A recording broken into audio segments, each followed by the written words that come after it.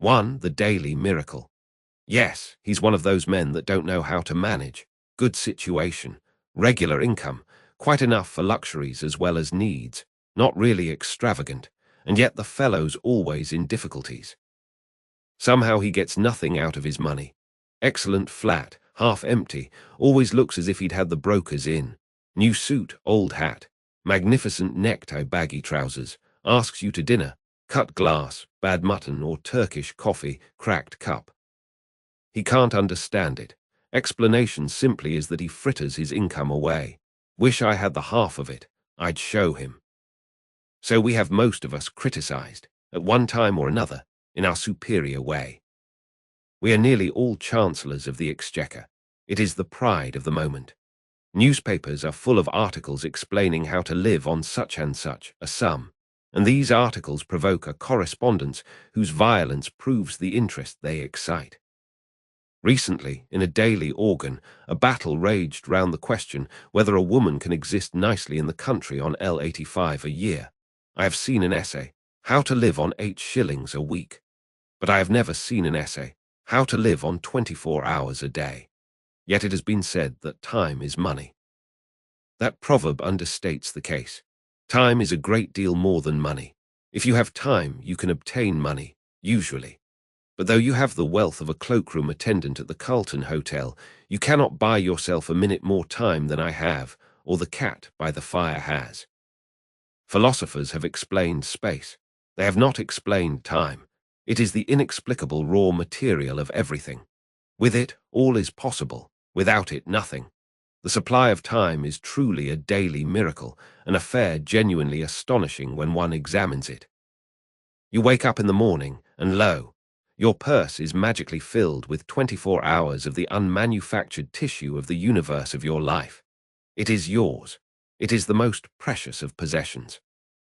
A highly singular commodity, showered upon you in a manner as singular as the commodity itself.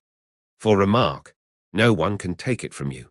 It is unstealable, and no one receives either more or less than you receive. Talk about an ideal democracy. In the realm of time, there is no aristocracy of wealth and no aristocracy of intellect. Genius is never rewarded by even an extra hour a day, and there is no punishment. Waste your infinitely precious commodity as much as you will, and the supply will never be withheld from you. No mysterious power will say, "This man is a fool, if not a knave. He does not deserve time." He shall be cut off at the meter. It is more certain than consols, and payment of income is not affected by Sundays. Moreover, you cannot draw on the future. Impossible to get into debt. You can only waste the passing moment. You cannot waste tomorrow. It is kept for you. You cannot waste the next hour. It is kept for you.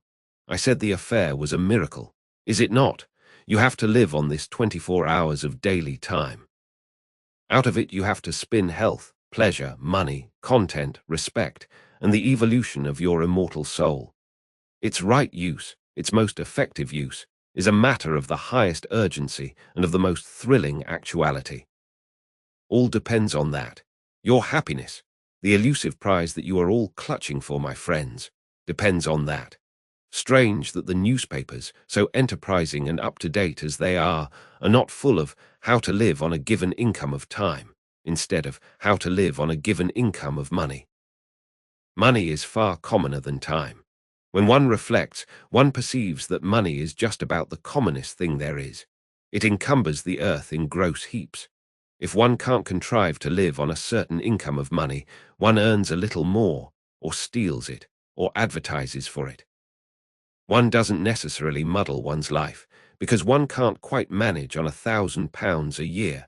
One braces the muscles and makes it guineas and balances the budget. But if one cannot arrange that an income of 24 hours a day shall exactly cover all proper items of expenditure, one does muddle one's life definitely. The supply of time, though gloriously regular, is cruelly restricted. Which of us lives on 24 hours a day? And when I say lives, I do not mean exists, nor muddles through. Which of us is free from that uneasy feeling that the great spending departments of his daily life are not managed as they ought to be? Which of us is quite sure that his fine suit is not surmounted by a shameful hat, or that in attending to the crockery he has forgotten the quality of the food? Which of us is not saying to himself, which of us has not been saying to himself all his life, I shall alter that when I have a little more time. We never shall have any more time. We have, and we have always had, all the time there is. It is the realization of this profound and neglected truth, which, by the way, I have not discovered, that has led me to the minute practical examination of daily time expenditure.